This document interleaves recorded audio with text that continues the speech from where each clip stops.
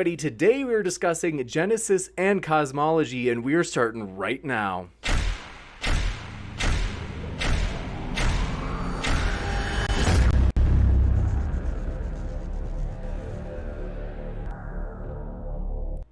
Ladies and gentlemen, thrilled to have you here for another epic discussion, as today we have two distinguished guests, two experienced debaters who I'm very excited, folks. This is what I've been waiting for a long time. And I also want to say, by the way, I'm really thankful that they've been so patient. As you guys may remember, those of you in the audience, we were hoping to have these guys on in the last couple of weeks, but only because I kept having these mental lapses. Maybe it was wishful thinking. I was just really excited. And so I would accidentally put it on the earlier date than it actually was. But now the day is finally here. So very fun, folks. Want to let you know, also, it's their first time here, which makes it special as well. And if it's your first time here, consider hitting that subscribe button, as we've got a lot more debates coming up. So, for example, it is the case that tomorrow Mark Drisdale has invited Kent Hovind on for a debate. So they will be debating for their final debate of the trilogy, their endgame debate. And also, want to let you know, folks, whether you be Christian, atheist, agnostic, no matter what walk of life you come from, we hope you feel welcome here, as we really are a nonpartisan channel. We have no videos that kind of espouse beliefs or lack of beliefs or critiques of debaters or anything like that. It is purely up for you in the comments to leave your opinion. And so we're just honored to get to listen to these speakers. And I want to give you a quick introduction, as these guys, as I had mentioned, seasoned, a lot of experience and a lot of background. So I'll start with Jeff, who is Dr. Zweerink is an astrophysicist and a research scholar at Reasons to Believe. Also, he earned a PhD in astrophysics from Iowa State University. His writing and speaking encourages people to consider the connection between Scripture's truth and scientific evidence. He is the author of Is There Life Out There? Who's Afraid of the Multiverse? And Escaping the Beginning, as well as co-author of the Impact Events series. Jeff is also a project scientist at UCLA. Also excited to introduce you. Well, first, let me say hi. So thanks so much, Jeff, for being here. We really appreciate you joining us. Hi, James. Looking forward to the debate and appreciate the invitation. Absolutely. I'm now going to give everyone an introduction to Phil. So SkydivePhil, who I'm trying to remember. I remember one of our subscribers was like, you have to have SkydivePhil on. And so we were excited that SkydivePhil is a popular YouTuber who has interviewed many of the world-leading scientists, including Stephen Hawking. So including Sir Roger Penrose, Alan Guth, and many others. So many in the field and top-notch people. He is a fellow of the Royal Astronomical Society as well. And so want to say thanks so much, Phil, also for being here. Yeah, great to be on. Really looking forward to it. By the way, folks, in addition to these guys being so gracious about the fact that the scheduling, I kept having these mental lapses, but also Phil, it's 1 a.m. where he is. So he was so accommodating for us, as our normal evening times is around 8 or 9 p.m. when we get started. And so we appreciate that as well. And want to let you know, folks, if as you're listening to the debate, you're like, I would love to hear more of that gentleman. Well, both of the gentlemen, I have put their links right down there in the description box so that you can hear plenty more where that came from. And also with that, want to let you know, if you have a question during the debate, feel free to fire your question into the live chat, as I will then pull out that question and then add it to the list for Q&A at the end. Super chats are also an option, in which case you can make a comment if you would like toward one of the speakers, and being your friendly selves as usual. You can also, if you do super chat, it will push your question or comment to the very top of the list for the Q&A. So with that, it is basically a pretty flexible conversation or debate today. Basically, 5-minute opening statements from each speaker, followed by open discussion. With that, SkydivePhil has mentioned that he's willing to go first. If that works for both of you. Sure, yeah. Fine with me. Well, then we will hand it over to SkydivePhil. So thanks for being here, folks. And again, thanks, Jeff and SkydivePhil, for being here. Okay, well, thanks a lot. I just want to start off by saying that Jeff and I have had some discussions before. We agree on a lot of things, and that's really cool. I think Jeff's incredibly honest. I think he's one of the best sort of theists in this sort of game. And we agree on a lot of things. One of the things that we agree on is that, you know, if the Bible is true, then the book of Scripture and the book of nature should say the same things. Where we disagree is that I don't think they do say the same things. I think that the Genesis is a creation myth, and it shows all the signs of being written by people that, you know, don't know the true history of the universe. So let me just start with some of the sort of what I think are the signs of that. So first off, in Genesis, it talks of primordial water. The first thing that exists is water. God moves over the face of the waters, but modern science does not think water is primordial. It also has this very parochial view of the world, I think.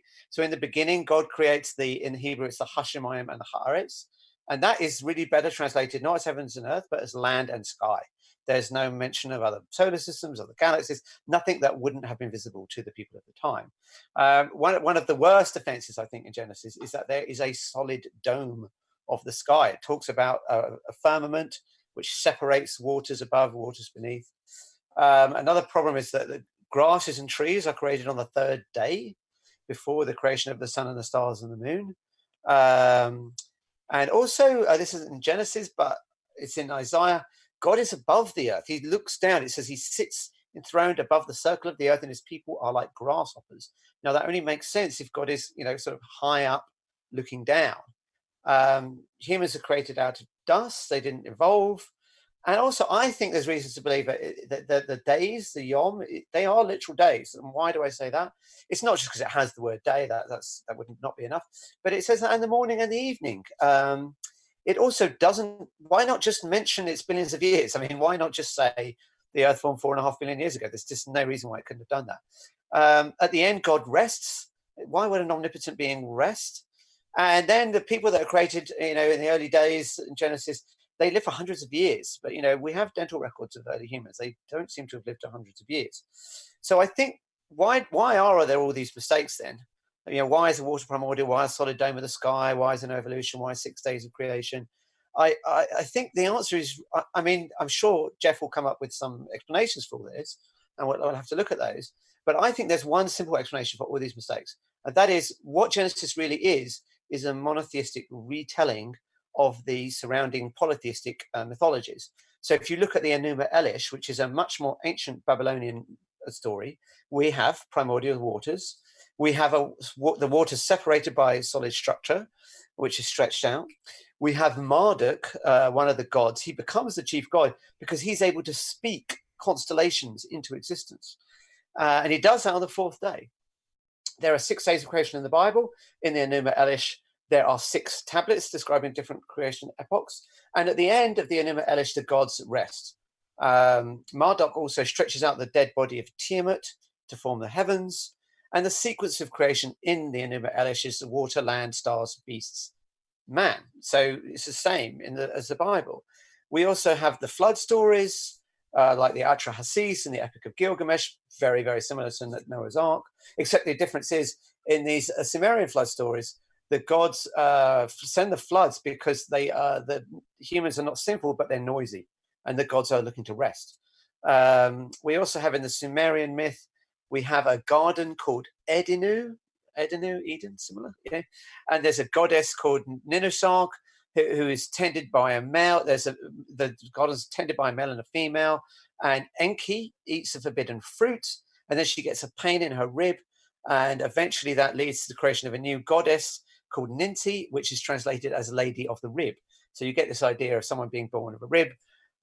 You've got Marduk's victory over the sea god, as echoed in Yahweh's defeat of the Leviathan in Psalm 74:13. And if you look at the dynasties, the Sumerian king lists, all these kings lived for hundreds of years.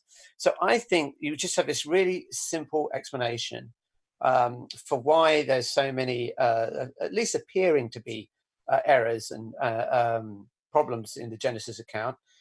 And the simple explanation is they just took it from, it's just no different to any other creation myth. Thank you very much, Phil, for that 5-minute opening statement. And we will now kick it over to Jeff. Thanks so much, Jeff, as well, for being here, and the floor is yours. So I will echo what Phil said, that we've interacted a lot, and I think there's a fair number of things we agree on. And obviously, we we disagree on one of the big things, is does a God exist or not? And one of the reasons why I do think God exists is that as I look at what the Bible says, is that it seems to confirm what what I've seen in the world. And so, kind of three things that I think point to the legitimacy of Genesis is that that it is is divine origin. Is that one thing to remember is that Moses is talking to the Israelite people, and I was listening to a theologian, and he made a comment that resonates a lot. Is that I tend to think of that Moses is addressing the Israelites, but we think more like Moses than his original audience did. So his original audience, as Phil mentioned, is steeped in polytheism, that creation is obeying the whims of various deities, that the creation is supposed to be worshipped. But Moses comes along and in Genesis outlines this monotheistic, that there's a God who created the universe, it's orderly, that we are, as humans, supposed to understand and rule over creation. And what's remarkable about that is that, 3,000 years later, we think more like Moses than the people Moses was talking to. That Moses did such an effective job in contextualizing that there was just this radical shift in how Christianity, or Jews and then ultimately Christianity, thought about that. And it does so, and it paints, Moses' description paints a picture of creation that allows science to grow and flourish. There's a part of that I think we often walk over, is that in Genesis, there's the creation of the universe. In the beginning, God created the heavens and the earth. There's this change to the what's going on the earth, that there's this happened, and this is the way it looked, and then this happened, and this happened, and this happened, and what happens here influences what goes on in later times. There's this, we tend to think that way in Western civilization, and because the Judeo-Christian worldview has the background, so it's something that very naturally resonates with the way we think. And I think that's a contrast to the way a lot of people in the world have thought throughout history. And so I think Genesis gets that right there. I would also argue, in contrast to what Phil's saying, that it gets the basic details of creation correct. It talks about there's a linear time, that there's this happened, this happens, this happens, that creation has a beginning. Science, at least it's a reasonable idea scientifically, that creation has a beginning. The creation is orderly and engineered, that it can be studied. You look at the description of the early earth. The earth was formless and void. Darkness was over the surface of the deep. Spirit of God was hovering over the surface of the waters. That's the way the early earth would have looked, that it gets that. And then I think there's another, kind of my third point, or third reason why, is that I think it accurately portrays the human condition. And one of the things that pervades Genesis, especially the creation accounts, is that things have a purpose, things have a meaning. Humanity is here for a purpose and a reason, not just to be subservient to the gods, but God has created us with a purpose. And we as humans live that way. And it also has this, even in the Genesis account, there's this great good that humanity can do, coupled along with this horrendous evil, that it explains the human condition well. And I think there's going to be a lot of things that we're going to probably flesh out and disagree on and maybe clarify. But I think that Genesis really does a good job of saying things and articulating things in a way that is very favorable to science flourishing. And I think it gets the basic picture right. Okay, so am I okay to come back? You bet. We'll jump right into open convo. Okay, great. Okay. So thanks for your opening presentation, Jack. I mean, when you say Genesis gets things right, I mean, let's just take all right, let's take three areas that I think we have. One is primordial water. So the first thing that we have existing is primordial water. Now that is one, it's very common in other creation myths. Mm-hmm. So in the Enuma Elish, we have a primordial water. We have primordial water in the Egyptian creation myths. We have it in Sumerian creation myths. So it's unremarkable fact, and also it's a wrong fact because we don't think water is a primordial substance. So if you think that Genesis is talking about some ultimate creation, right, then we shouldn't really be starting off with water, should we? Well, so I guess it would be a little, or just a clarification there is, Genesis 1, 2, or Genesis 1, 1, 2, and 3. In the beginning, God created the heavens and the earth. So that's a statement, God's created the totality of creation, and it really doesn't say what he created out of. In fact, Christians would argue that the description there, along with the rest of scripture, is that it's out of nothing. But the I don't know description, what justifies that. What justifies that it's out of nothing? that's kind of the implication of that word for creation there. That How? look up the definitions of, you go look at what the Hebrew means there in Genesis 1, and it has that connotation of creation out of Yeah. nothing, that it's I not don't a think it, refashioning okay. of pre-existing stuff. It's bringing something new into existence. Okay, I don't think it is. And the reason I say that is if we do look up the word bara, which is the Hebrew word here, it's in Strong's Concordance. And it says that it is verb to shape or create, probably loan word, fashioned by creating shape out of pair a reed for writing, stick for an arrow. So it's cutting something out of a shape. That's actually the root of the word. We also know that the word bara is used for Adam and Eve, and Adam and Eve were described as Adam is created out of the dust of the ground. That's not out of nothing. And also Eve is created from Adam's ribs. So he uses the word bara is used clearly in the case of, being made out of something, not out of nothing. So I would, one, there's, we could step through and look very carefully at each of the Hebrew words, and I think there's some utility in that. Yeah. But I would say, that what my position is, and what I would, as I've talked to theologians and Christians, and I would love to say, okay, there's this uniform voice amongst all Christians, and there's not. But as I've looked at and studied and talked to theologians, is that this word for bara, it's divine activity, so it's not human activity. It is, at least in the context of Genesis, it does have this connotation of bringing something into existence out of nothing, which would apply to the universe, and then also to humanity. If you look at it, it's that humanity is created and made, and it has this connotation of made being pre-existing stuff and created being something new. And so specifically in the context of humanity, you've got Adam and Eve being created in the image of God, that's the new thing being brought into existence there. So it doesn't mean they're completely new out of thin air. It means that there's something completely new about them. Right. I mean, obviously, I think I agree, obviously, when we make something, we're making something new. If I make a table out of some wood, the table is new. But there's no creation ex nihilo there. I'm making the table out of pre-existing materials. So I agree, obviously. But in the image of God, that the spirit, or the spirit that's put into humanity that makes us in God's image, that would be the thing it's not a physical substance. That's the new thing in creation that didn't exist before. Right. Even okay. Physical bodies would have existed. Well, I think the problem is the image of man is not a clearly defined phrase. What it means. I don't think there's a clear definition of what the image of man means. I mean, I don't think there's any particular reason to think that it just means we look like God. Right. It could just mean that we don't know what the phrase means. People make their own interpretation out of it. But there is Ezekiel 21:9.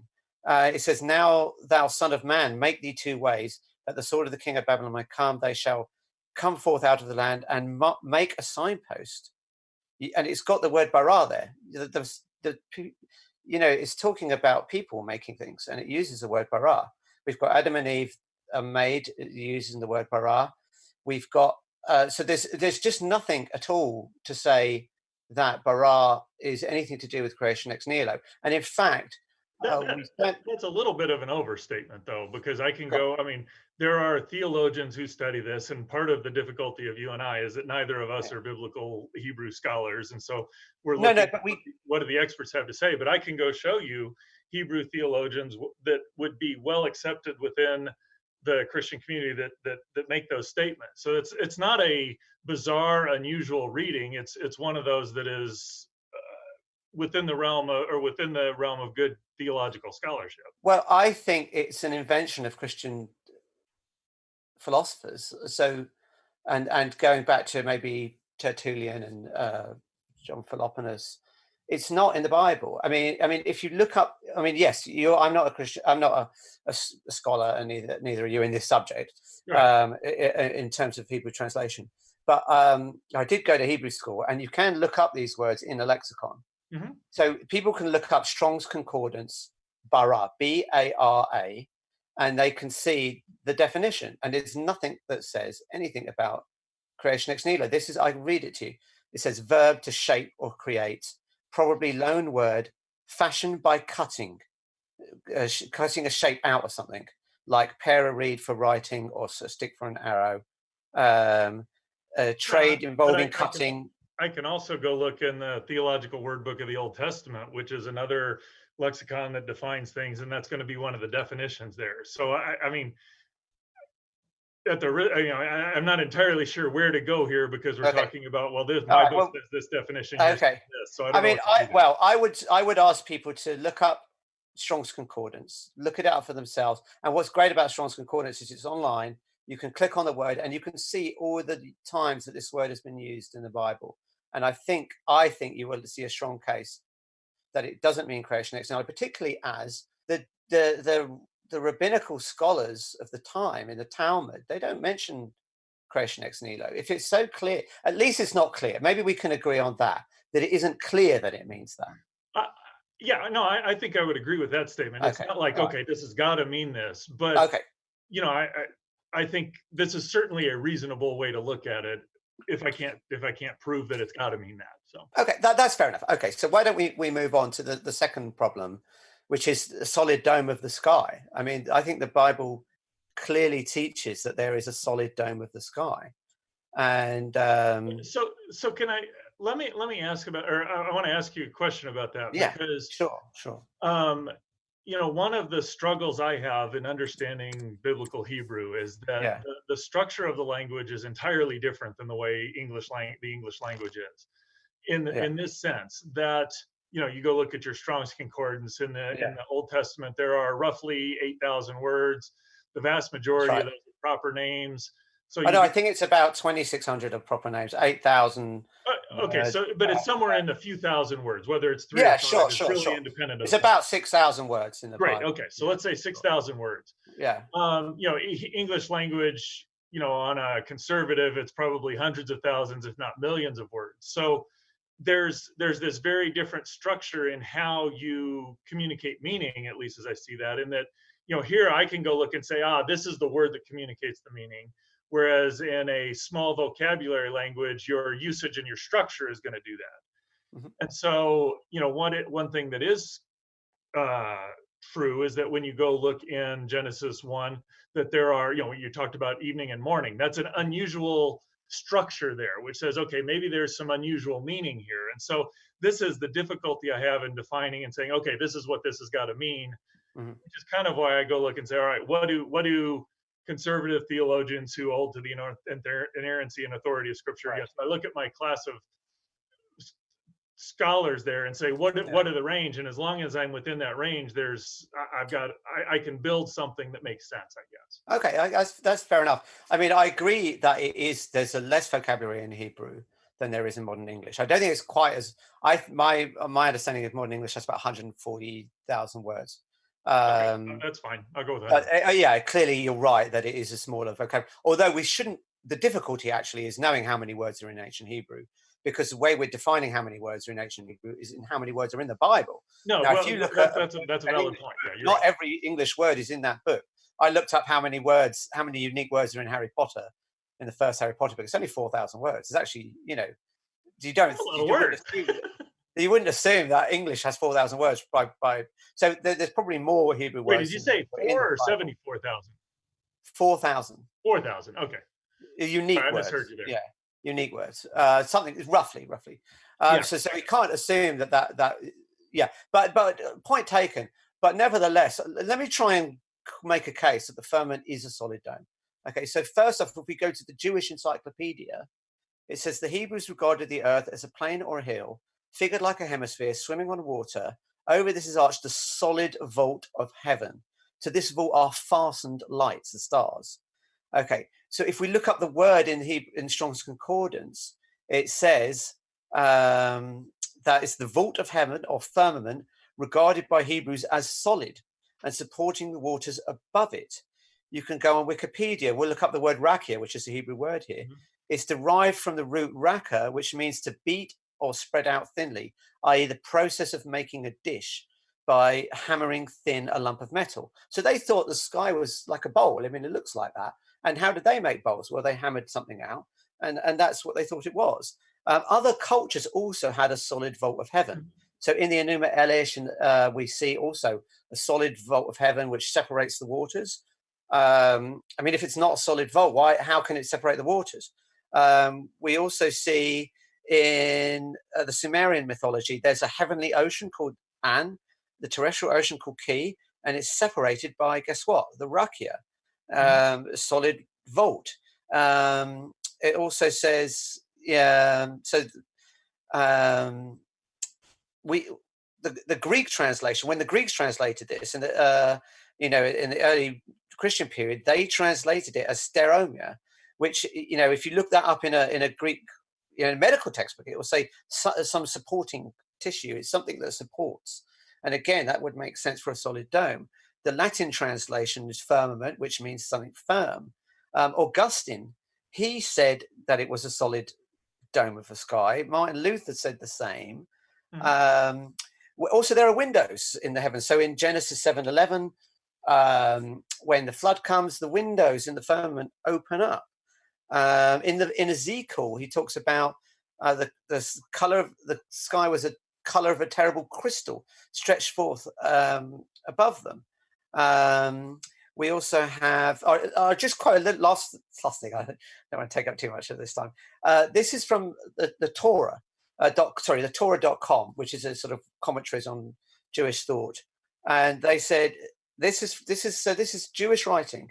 The idea of the sky above us as a solid structure, and I'm quoting now, is shared by almost all pre-modern human cultures. It is best understood as a pre-scientific mind attempting to make sense of what they see above them. This is what they see, offering as intuitive, though factually incorrect account. The sky is blue because it is full of water, like the sea. Water doesn't fall on us because something is holding it up, and that something is transparent. Since we can see the blue hue of the liquid above it, behind it, the barriers are dome-shaped since we see the heavens above, carving the horizon, meeting the flat earth. I'll just move on a little bit to the rabbinical commentaries.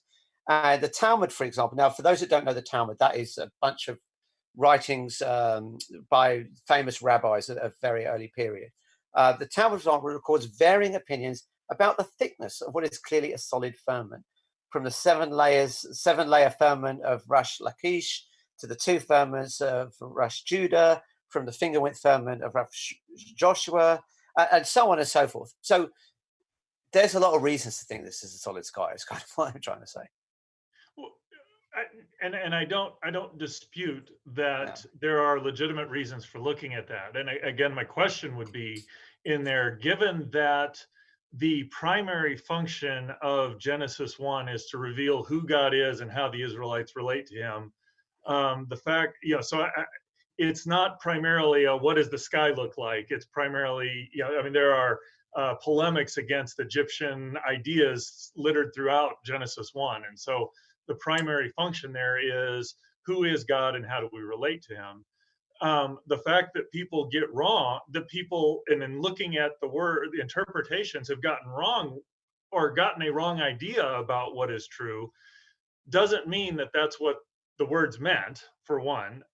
But because I look at a number of scholars that look at that today, and they say, yeah, this is what it means, but it also, we look at it, it means this, and there's an aspect of that as a scientist I relate to, because there's a whole lot of times where I'm looking at something and it means this, and as we probe and understand better, we realize, oh, there's aspects of this that we didn't understand, and so we adjust our interpretations to say, okay, what matches the data out there.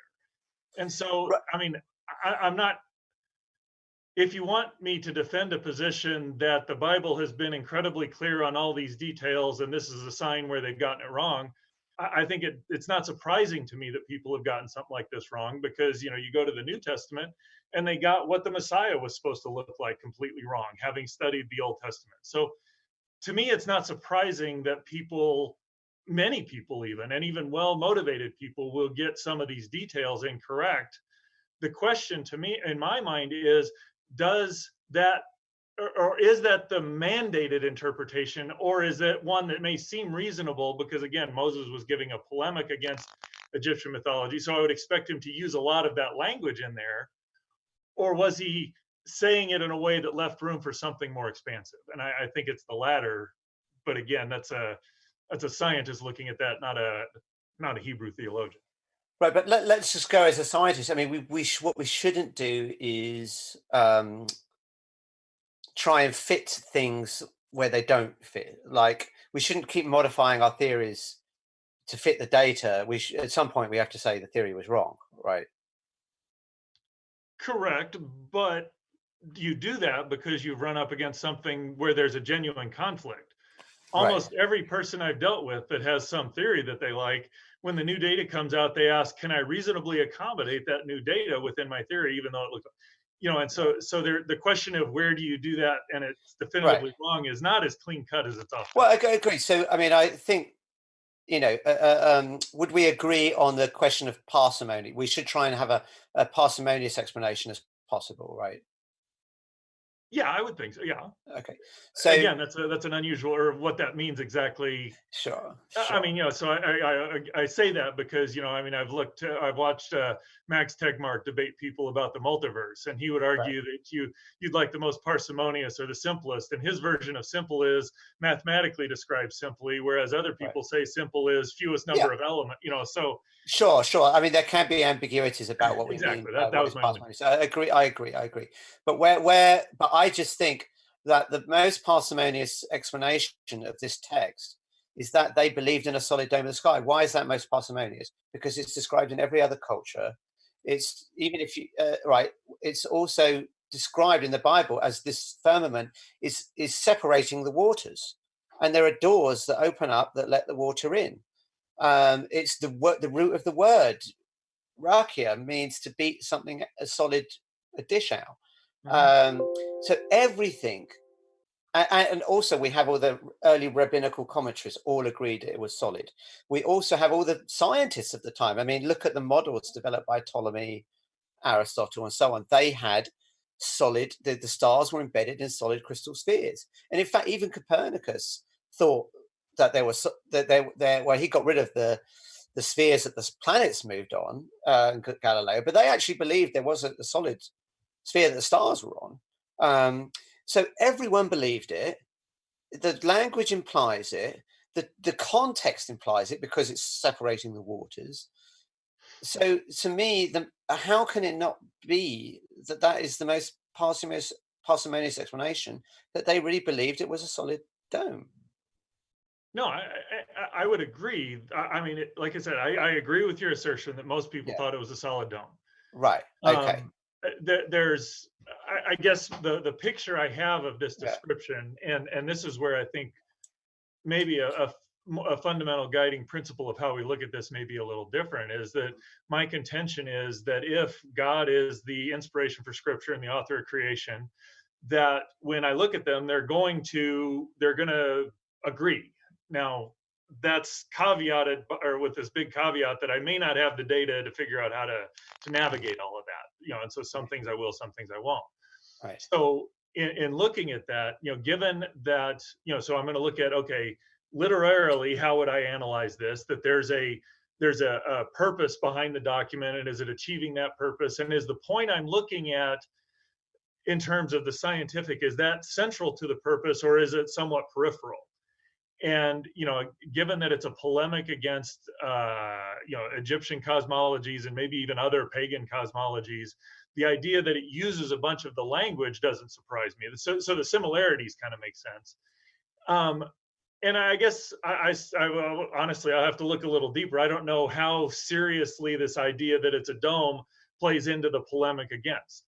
But it sounds to me, or my suspicion is, that it's kind of like what I would do if I were teaching a class of 5 or 6 or 4th graders math. I'm going to go in there and I'm going to say, you don't divide by 0. Actually, I wouldn't say it that way, because that's wrong. You can't say you can't divide by 0. I say you can't divide by 0 unless you know how, and you don't know how. So, so I'm going to. They're going to most of them, every one of them is going to think, oh, that means you can't divide by 0. But that doesn't mean you can't. just means that you have to learn how to do it. And so that's kind of the picture I have there. And I'm wondering, again, you brought up some specific details that I just haven't investigated. That's fine. How serious is that conflict there? And my suspicion is more in the latter class of it's a detail that people misunderstood, but it wasn't central to the issue. And so that sort of stuff happens quite often. Right. So I take your point that you've got to see how to fit it and so on. But let me ask you a question. What would it take for you? You say that the nature and scripture must agree, and so we both agree on that, right? Right. So the question is, what would it take for you to read something in scripture and say that does not agree with science? This is wrong. So this is going to sound very weaselly, and I'll just announce that up front. But it sounds weaselly, but it's the way I operate throughout all of the studies that I do, my scientific studies as well. Is that what I would have to do is find something where this means this, and it's genuinely in conflict, because I've just found a lot of places where things appeared to be in conflict, and what that meant was I just misunderstood things, and why I make that comment that way is, I know Richard Feynman, he loved to deal with perpetual motion machines. Everybody would say, okay, we got a perpetual motion thing. And so everybody would send him in, and often he may not even recognize where the problem was. And so it looks like, oh, I've got something that's a perpetual motion machine. You say you can't have, therefore it's wrong. Right. But he was kind of guided by okay, there's this bigger principle that energy must be conserved, therefore you can't make perpetual motion machines. So if you ask him what would show you that this is wrong, it was like, I'd have to see a genuine conflict. The fact that he may not understand some of them doesn't mean there's a genuine conflict. And so, if it came down that, things that would say, okay, Christianity is just flat out wrong. If it was shown that Jesus didn't raise from the dead, that would flat out show Christianity was wrong. There's no way to kind of weasel around but there's no way to show that, is there? I mean, that's part of the challenge. That's with impossible. This is there's not definitive answers to a lot of these things. Right. But so, all right, let's just part of the struggle. Let's just see if we agree on something then. Suppose hypothetically that we agreed that Genesis did describe a literal solid dome of the sky that held up waters, and the waters come down when the doors of the sky open up. Suppose we had good reasons to think that were literal, hypothetically. Okay. Would you then say that this is wrong, that this can't be authored by God? So you're asking me to make a definitive statement. No, I'm just saying hypothetically. So I'm just trying to think carefully to make sure I don't say something that I think is wrong. That's totally okay. Yeah, I could definitively say that would be a major stumbling blocks to accepting the truth of Christianity or the truth of the Bible. Fair enough. Okay, that's fair enough. Why don't we move on to another one then? So I mean, why not ask you the question? You were saying, well, Moses was talking in the language of the people of the time. But I don't see why he couldn't have said, I mean, if we're expecting these remarkable concurrences between the book of nature and the book of scripture, why couldn't they have just said the earth was created 4.5 billion years ago? I mean, why not say it?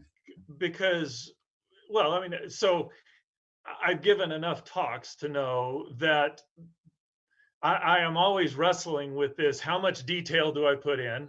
Yeah. And there's a point to where the detail gets in the detail, even though technically correct, gets in the way of the message. Yeah. And I'm not in I didn't live back in those times, but sure. I mean, you've got people, the big message is there is this one God who controls everything, who's not part of creation. He's outside creation, who controls everything, who created you and cares about you. The age of the earth really doesn't matter in that. So it's something, I mean, I'm going to say this carefully. There's a number of times where if I were God, and it's a good thing I'm not, if I were God, I would have done things more cleanly, or I would like to, there are times where I'd like things to have been done more cleanly so that we can know these things. Yeah. And for whatever reason, God's chosen not to give us all the details. and some of that is fun. And I know you see that because you work in scientific theories, and there's times where it's like, oh, I wish we could have this piece of data that would do this. And sometimes Right. it is, Yeah. sometimes it's not. And Sure. quite honestly, sometimes theories go out of favor because the people who believe them died and a new group of people. So Yeah. there's that ambiguity, and that's part of the joy of doing the science, if you will. And I find that true in Christianity as well, is that there's enough in there that I'm convinced is right, Yeah. that in all of these details, they're kind of fun details. And I see that Right. parallel in science. There's a Yeah. lot we've gotten right, but there's also a lot of fun details to play with. Right. Sure. I mean, but hopefully what we're trying to do in science is to reduce the ambiguity. You know, I that think we're sure trying to that do both there, but in yeah. both areas, we're trying to do Yeah, yeah, yeah, yeah, yeah. So so the problem I have is that Genesis does give details that, you know, that are problematic. I mean, the fact that it says there are 6 days of creation is at least problematic. I mean, we do know that there are people today, and you've debated them, who think they are literal days, Of right? course. And had it not said that, then that problem wouldn't be around. And I don't see what it adds to say that. You know, there doesn't seem to be a reason to say there are 6 days of creation, Well, except, no, that's not entirely true, because okay, one, I think it's true that probably historically most theologians thought those were 6 days. yeah, It's not been a big discussion until the last 100 or so years. I mean, right, because that specific debate is a fairly new one where it's taken on the intensity that it has. right, because the people of the past didn't know how old the Earth was, and it's only Exactly. in the last 100 years or so that we've known that. So that debate And didn't the have other the thing I would, ferocity. yeah, go ahead. Sorry. So, but the problem is, God would know that there are people today in the 20th and 21st century that would have that knowledge. Look at the Bible. I mean, for me, I look at the Bible and I go, not, no way, that's the creation of a God that created the universe, because it just looks exactly like it's been written by. It just looks just like every other creation myth. You know, the Enuma Elish has 6 tablets, each describing days of creation and then the rest. So if I'm going to look at Genesis, God could have just said, "Oh, let's just skip mention of 6 days. It's going to confuse people later on. He's going to know that. And why don't we just say the Earth was created 4.5 billion years ago?" They could have said it, and then Well, that but remarkable concordance would be there. The one that you hope to see would be there. there's two things I would point out there. One is Yeah, that I think you'd be as just a lousy God as I would, so we don't get to decide that. fair enough. I'm sure I would be a lousy God. but Yes. more significant point than that, is that while well, I would argue there is historical stuff or events being described that actually described creation. There's Yeah. also a literary structure in there. So there you look in there, and there's kind of these, there's I think they're called chiasms, where there's a start and an end, and there's these structures of 3 where the first 3 days parallel the second 3 days in terms of being created and then, or made and then filled. And so it's not just a historical account, it's a historical and a theological and a polemic and so I guess when I look in there and say, okay, yeah, you could have said this, that I also have to ask the question, would that impact any of these other things? And again, I will point out, I think a lot of people throughout the history of the Earth, if you were to tell them the Earth is 4.5 billion years old, they just look at you like, what? That's been a fairly new thing we've been able to even have any sort of ability to measure on. And one thing that's true of Scripture, or I would argue is true of Scripture, is that it's written to everybody who would read it. And so adding a detail for people that would confuse most people for people later, I'm not so sure that's a good way to write things. And Well, I think the fact that there are sort of things that would be surprising. I mean, I think it would be surprising that the Messiah was going to die and resurrect. So that's not what Jews expected. I think that's generally considered to be the case. That's not what the expectation of Jewish messianic thinking was. I think that's And yeah, so I don't see there's a problem with that reaction of what, of course, any date would be surprising because no one knew the date. So, but if they put it in, and they could have, then you would have that remarkable concordance, that your colleague Hugh Ross keeps talking about. Well, I don't think is there. So I just think it could have been there. And the simplest explanation for why it isn't there, and the simplest explanation why there's a solid dome of the sky, and the simplest explanation is why there's primordial water, is because it's just written by people that didn't know. If it were written by humans, then you would expect them not to know the age of the Earth. You would expect So them. is that, and this is not meant to be a gotcha. It's just a Oh, question sure, that sure, sure. occurs to me off the top of Yeah. my head here. Is that a kind of Western way of looking at that, though? If you were steeped in Eastern culture, Eastern mysticism, Yeah. that strikes me as a question that you may not even be thinking or may not even bother you at all. No, I don't think it would bother you, but it Given bothers that people today, the is what I'm audience saying. he was writing to was probably more closer to Eastern culture than to Western or Eastern mysticism than Judeo-Christian monotheism, that seems a detail that you wouldn't put in there. Well, if you're saying that the Bible is really written for people of its time, then you may have a point, I think. But I think we're trying to say the Bible. I think the current view of Christianity, at least, and Judaism as well, and I think Islam and many other religions, is that their holy texts are universal. They're written to us just as much as it's written to them. So it wouldn't have given a problem to the people of the past, and it would have given an advantage to the people of today. So the people like myself who look at the text and don't connect to God and say, look, this probably isn't from God because it gets things wrong and it doesn't get things right, then it would have eased that tension, and it would have got more people connecting with God because they wouldn't look at that text and go, obvious myth. I don't know that that's true, though, because it's not clear to me how you would tell the ancient Israelites or the Hebrew people that the earth was 4.5 billion years old. It's not clear to me that there's language in ancient Hebrew to do that cleanly. Oh, there is. I'll tell you how you could do it. Well, okay, so maybe there is, but I would also look when you look at Genesis 1, and it may not be the surface reading again, because I think the primary audience is where you're going to get the surface reading, and especially when it's or you're asking the question, what's it primarily communicating? We're off dealing in a secondary or maybe tertiary issue here when we're dealing with the time scale.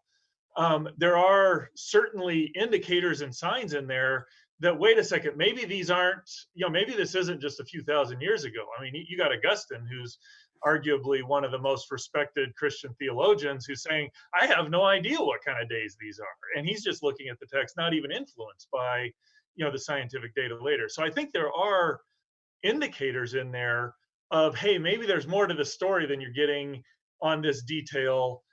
And that's part of me what points to divine inspiration is that it's very articulate in the immediate message, but it is written in a way that throughout culture or throughout time can be understood. It's just not always easy. There's often a lot of work we have to do. In part, in our Western culture, there's some of this work, things that bother us, like timescales and how old is the Earth. Those are exactly the areas where I would expect us to have to do a lot of work. And so the fact that it's a little harder to get that seems to make sense. Okay. I mean, the thing is, Augustine did doubt whether the days were literal. And I can see why anyone would think maybe they're not, because how can you have day and night before the sun is created? I mean, that seems crazy to me. Well, but even there, you've got I think Genesis 1 is the only place where it's, and there was evening and there was morning. And so again, the order or the usage there is unusual. That's right. Throughout Scripture. So that would be one of those markers of, hey, maybe there's something else going on here. But why wouldn't you just think it's literal days? I mean, why not? Because the usage of the first, day one, the second day, the third day, morning, evening, and morning. Right, evening and morning sounds like a literal day. Unusual language. It's the only way it's ever. But evening and morning. If you were thinking it was day as a sort of the day, you might use the phrase "the days of our lives" or something, like the soap opera, But when you say evening and morning, that is a marker for a literal day. No, I mean, I think if you look throughout the rest of the Bible, it's there was morning and evening. Like I said, it's the unusual usage in a small vocabulary language. Unusual usage communicates Yeah. meaning. That would be the marker that there's something more going on there. So I don't think it's just obvious that, oh, this is a normal day. I think that's what Augustine's getting at there, is that when he looks at the text, he sees there's something very unusual about these. So maybe they're not just Well, I normal. think he just deduced that there was a problem from just looking at the sun being in the sky.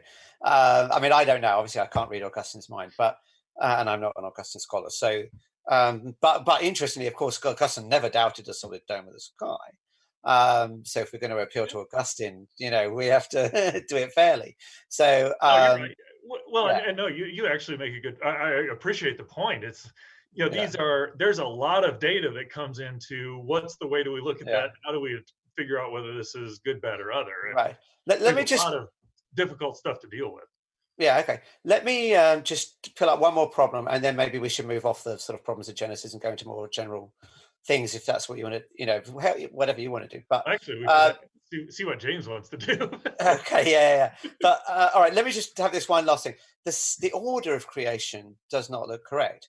I mean, you've got the sea, this primordial ocean, then you have the creation of the earth.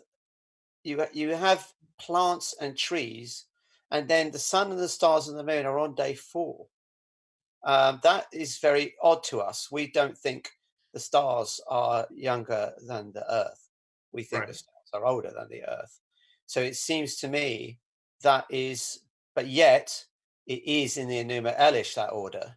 So if the creation story in Genesis was given to us by God, I would expect the order to be right. If it was copied from the Enuma Elish, I would expect it to have the same error as in the Enuma Elish, and sure enough, it does. But I think again, when we start to look at the details there, I think that error may not be as pronounced, and I don't even think it's an error, because Right. again, if I were coming at it from a kind of a scientific mindset, if I'm addressing whether the science is right, in the Mhm. beginning God created the heavens and the earth. That Yeah. you look there, that's the everything that the heavens and the earth, the totality of creation.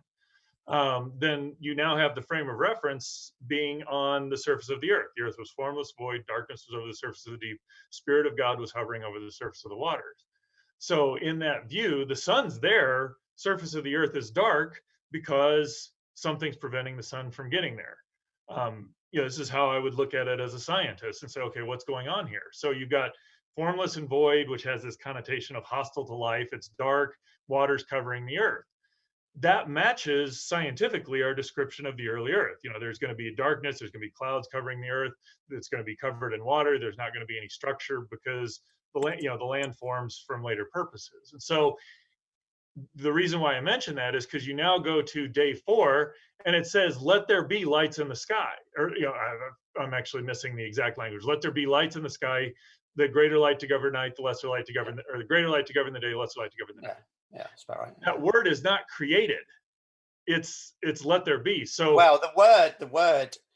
Okay, so we have 2 words: yas, which means to make, right? And then we have ra, which means to appear. So I right. think what you're trying to say, if I've understood your position correctly, what you're saying is that it's not that the sun and the stars and the moon were created on the 4th day, but they appeared to someone on the surface of the earth. Yeah, On that day, right? and the Is that what you're pointer to saying? that is that the reason Yeah. why they're now made is they're for signs and seasons and days and years. So the creatures and ultimately the people who need to see them are now going to be able to see them. That's what that would be my contention. Right. Okay. So let me try and offer a critique for that then. Because what I would say is that, first off, it doesn't really make sense to have the point of view change, because we're talking the only being that exists at this point on day 4 is God, and he's supposed to be omnipresent.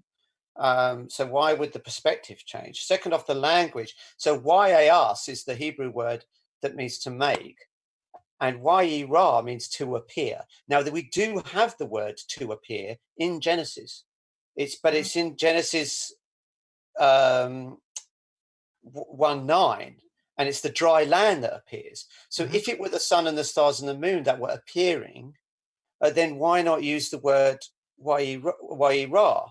but instead it doesn't do that, and it could have easily does done both that. though. It could have done that. It does let them appear, and it's it No, articulates. it doesn't. It doesn't. Why let them No, appear? I'm It's almost only positive. Genesis 14 1:9. and 16 it says, and God made the sun, and God made the. Sorry, just without having it on my Yeah, sure. passage, I don't have memorized word for word. So Yeah. it says, "Let there be lights. Let there be lights Right. in the sky," and then it says, "And God made the sun and moon and the stars." Also, Right. But that's where it says "let there appear" is for the dry land. It's the only time in Genesis where it uses that Hebrew word "ra," which is Hebrew concordance, Strong's concordance word number 7,200. People can look this up. okay. And then the other word is "to make," word number 6213. And so it doesn't. So then what it specifically is the term there in Genesis 1:14, because I'm almost positive it's 16 where it says, "And God made the sun, moon, and stars," but there's a different term. It's like "let there be lights in the sky," which is it is. the It's same thing as "let there be," or "let there So light why I on asked day two." why I asked is the word, and that's used like 3 times. One is to make light. One is to make the lights, and so when at the beginning, let there be Right. light. Right. So presumably, you think God. Are you saying God created? Would you agree that is saying God created light? No, I don't think that's You God don't created agree. light, because Okay, if it fine. was God created, it would be bara. So in the beginning, God created the heavens and the earth. On the surface of the earth, it's Right, dark, but it's to formless, make. void, and The now it's word is let there be lights in this. Let there be light, which is yeah. the light from the sun is now penetrating to the surface of the earth. So it's something going on in the atmosphere. Right, but if it were that, I mean, so the word here, why Eros means to make. That's the translation given. And so to me, that's the same as bara, it's just create. I mean, they're just, if I say the word I created something or I made something, they're different words, but they mean the same thing as far as But I'm that's concerned. true in English. That's not true in Hebrew. It is true in Hebrew. You can look No, it up. that's if you've got a small vocabulary. I mean, Well, look, I there may mean, be people can places look it where up. that's Yeah. done, but that's not universally true. That What can't I would say, no, it's not universally true, but in this case, it is true. So why in this case and not other cases? Because because people can look up. why didn't it just use bara if it means the same thing as Genesis 1:1? Well, it's like if you said to me, why did you use the word create there rather than make? Didn't you create that table? I just said I made it.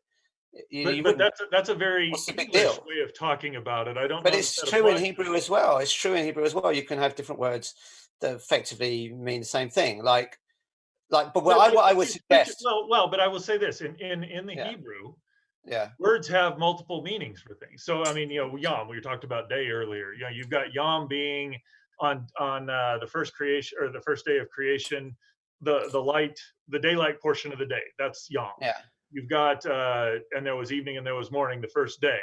You've got let it on day 4, for signs and seasons and days and years. So there's a 24-hour day there, and then you've got 2:4 referring back to the entire creation week. So you've got the same word that has multiple meanings. So even if it did use bara in Genesis 1:1 and 1:3, that doesn't mean it's got the same meaning. And so that to me, No, you have to if look at the it's used context, an of course. entirely different word, it's almost certainly a different meaning. Right, I agree. You have to look at the context, of course. I Okay. think we would Yeah. both agree on that, of We're course. back to this discussion. So. But the question is, what is the context, right? So that's where we delve in. And I think in this case, if it were the case that it meant the sun and the stars to appear, then it could have just used the word appear. And the fact that it didn't speaks against that. And also, they have the word for cloud, they have the word for mist, so it could have described that easily, and it didn't.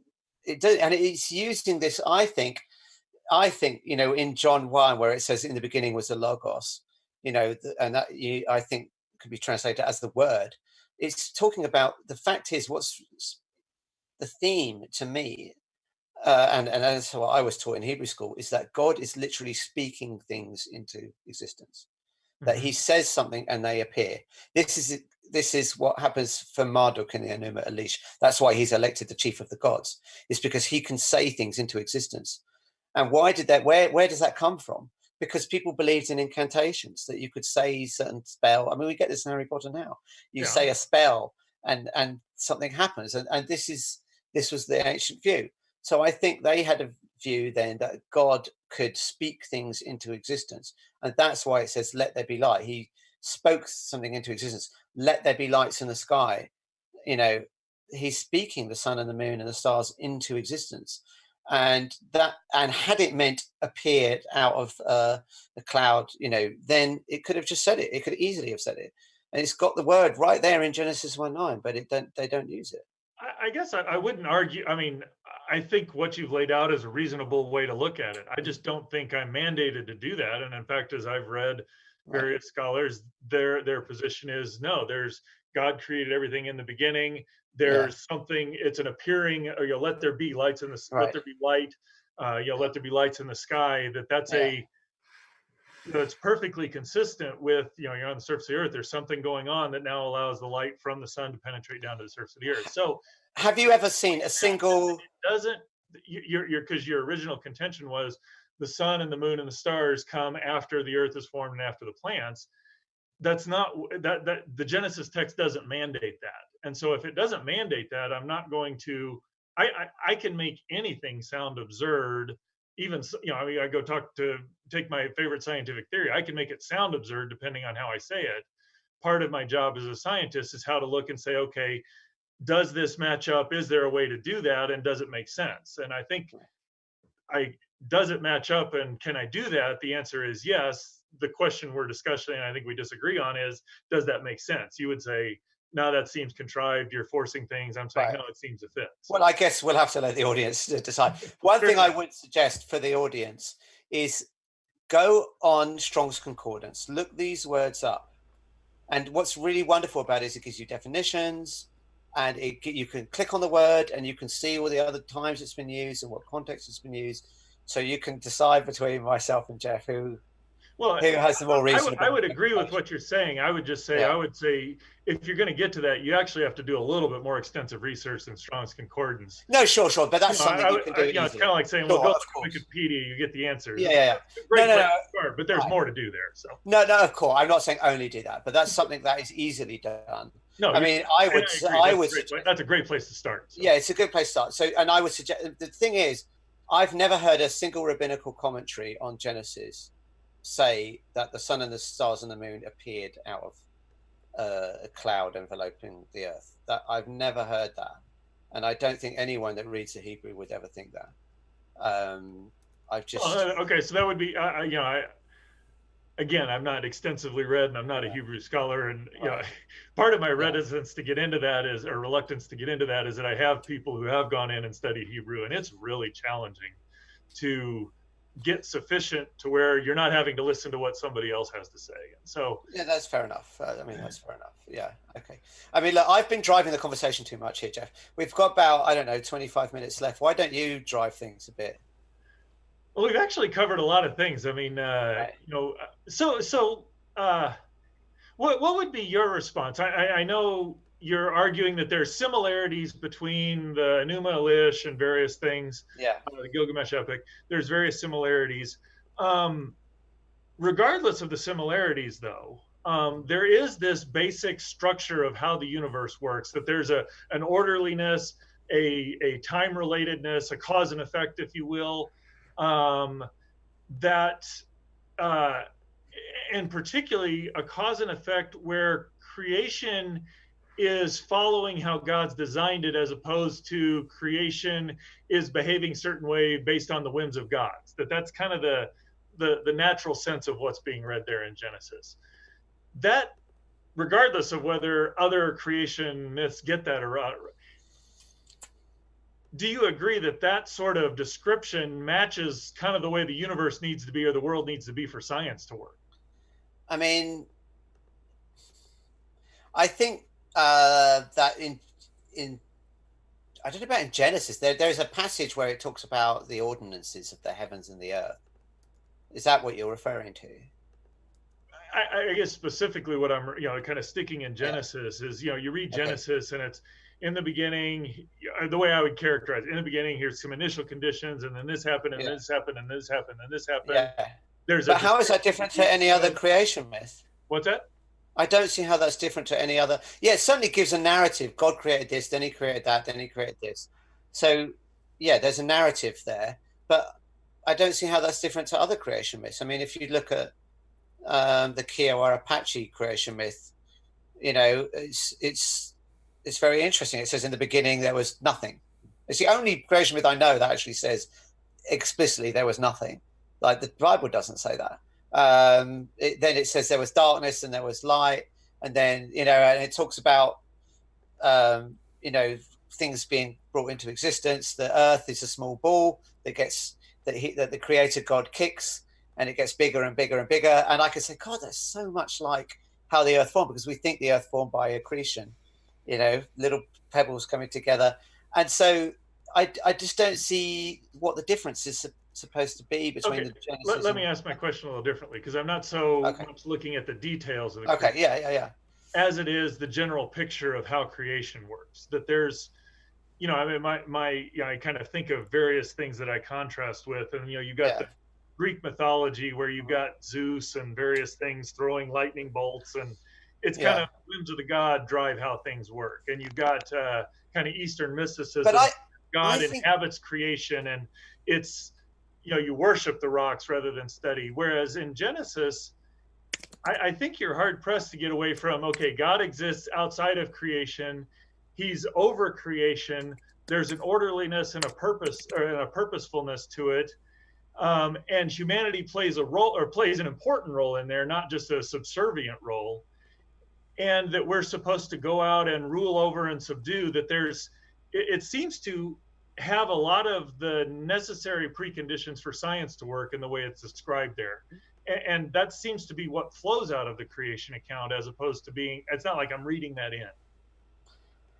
I mean, I think the first people that I know of in history that really are saying we should look for natural explanation for things, that there are regular laws of nature, that's unambiguously saying that, is the Miletus school of Thales in about 580 BC, which is roughly actually the same time that Genesis is thought to have been written. A lot of people think that it was written during the Babylonian exile, about the same time.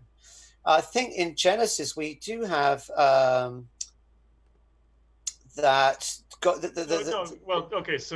the most scholars, biblical scholars I know, would put it in the Exodus, which would have been 1,300 years ago. So that would predate that. We can dispute over. Yeah, I would dispute that. I don't think that's right. You can't. That can't possibly be right, Jeff, because there are no. Well, I wouldn't say it can't possibly be right. The archaeological evidence is against it. The very earliest form of any Hebrew script is about 10th century BC. There's just nothing before that in any Hebrew script. So the idea that you have this whole Bible written, 300 years before the very first fragment of any Hebrew script, I don't think that's reasonable. I think the most reasonable thing is it's written. I mean, people can look this up for themselves. We won't have time to go into this, but I think that it's much more reasonable that it was written around 600 BC. I mean, no one knows, of course. Nobody knows, right? But if you got Moses writing it, it needs to be during. Well, most scholars wouldn't think that Moses did write it, because. Well, but if that's given. Well, I think if Moses isn't the author, that poses other bigger problems to the legitimacy of Scripture, anyways. Right. Well, the reason why Moses is not considered the author, well, there's a couple of reasons. I mean, let's just think of two. One is that if you look at, let's say Genesis, let's stick with Genesis. If you look at Genesis 1 and then Genesis 2, it's weird because they're telling the same story, but there's like two versions of the story. Now, what's interesting? So there are many cases of this in the Bible. Scholars call them doublets, where you tell exactly the same story differently. So Genesis 1 and Genesis 2 are telling the same story but differently. Now, what's interesting is that if you look at the language used and some of the word usage, the one version always, for example, most scholars say that there's the J author and the E author. So J, because they use Yahweh to describe God, whereas in Genesis 2 they use Elohim. They never use Yahweh. So it looks like there's two authors there. I mean, there are many different things like that where it looks like there's two authors, not one author. And also Moses dies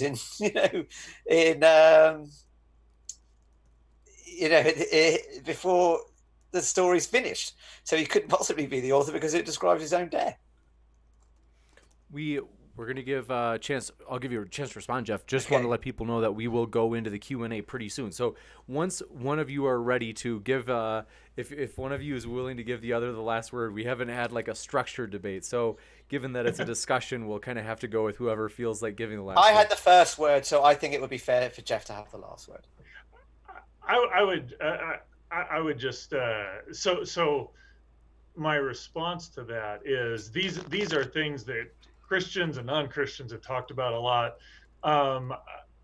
You know, I would contend the position you're putting out has, I mean, it's not just ludicrous. I mean, there's evidential, or there's reasons to think that's true, but I don't think that there's anything in the data that demands that, or anything that says that, okay, Moses wasn't the author and it takes place during the Exodus.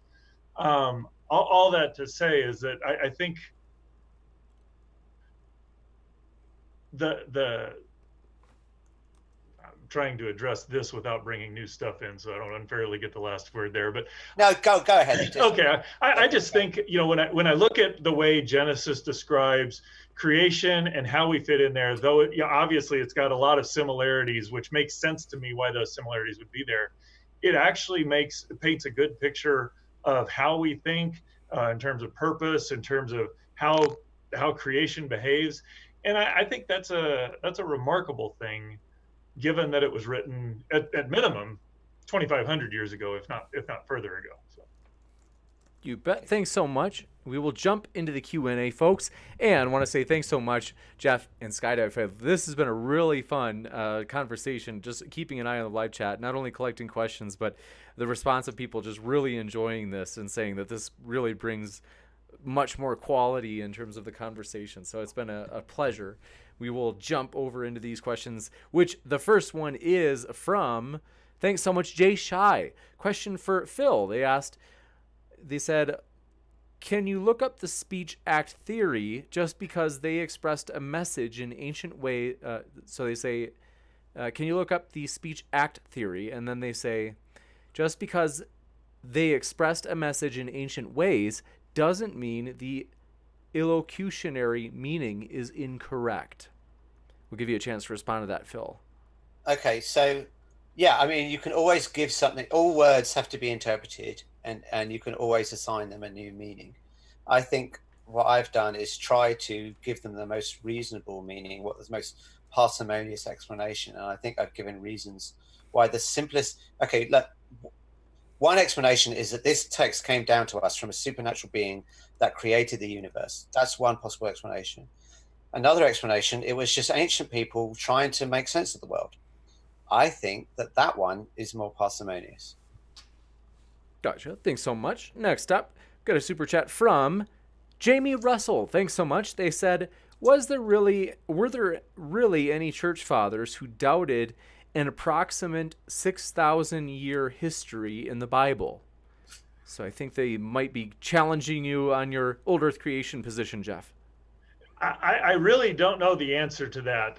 What to me is the central issue there, or what I would contend, is that most of them were not really that concerned with how old things were. Again, that's a very Western mindset of dealing with ages. And so to me, what gives me indication that there were people considering that there was more to this, so statements like Augustine, where if you're going to say, oh, this is a few thousand years old, those have to be 24-hour days, and Adam has to be created on the sixth day, and so you got about a week before that. The fact that Augustine is saying, I don't know what these days are, and all he's doing is looking at the text and trying to reason, that to me says there are people who are saying, okay, we need to be careful about what sort of time frame and what we put on this. The really place where it became, oh, the universe was about 6,000 years old, was much later with Archbishop Usher. That's where that kind of time scale, where it became codified as an important issue in Christianity, that's where that happened. I just don't think it was a big issue how old things were when you go back that far back. Gotcha. Thank you. And Jay Shy firing in another super chat. They had said, I think this is for Phil. They said, Genesis isn't evolutionary monotheism, it's revolutionary monotheism. Inspiring Philosophy made a great video that John Walton and other scholars reviewed. I might be wrong about that. I'm trying to figure out who that is for. Well, why don't we both respond? I mean, You bet. I think it clearly is evolutionary because you can look at other creation myths and you see the antecedents. You see in the Enuma Elish just primordial water. You see the waters being separated. That's in Genesis. You see Marduk speaking stars into existence. You see the flood myth in the Epic of Gilgamesh and in the Atrahasis.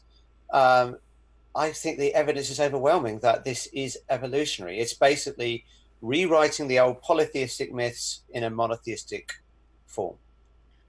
And I would argue that there's definitely ties and visibility. I mean, if I were going to write something today, I would use the language of today to do that.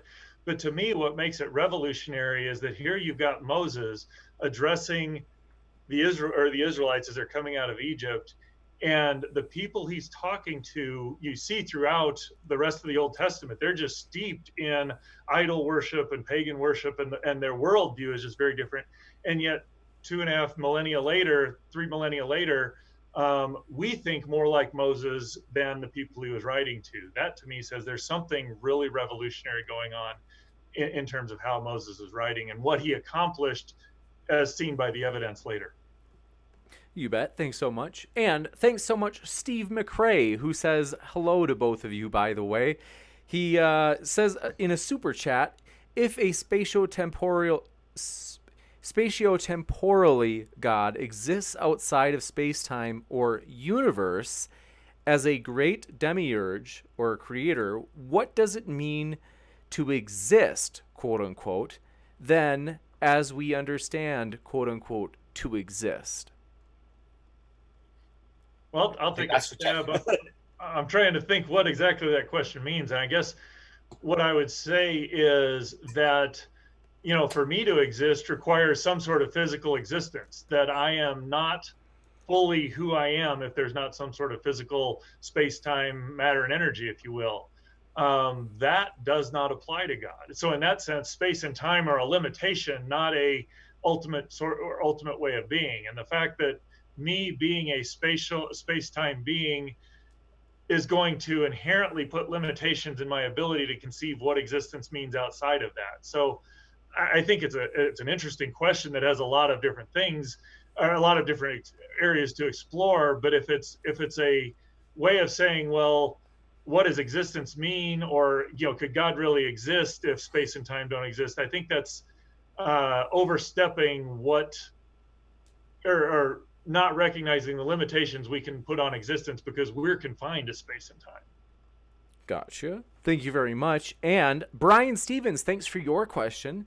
They asked, could the story of Genesis be true and other books in the Bible be false? If so, how do you know each individual book in the Bible was inspired from God? So I guess in principle, anything's possible. I mean, so yes, that could be true.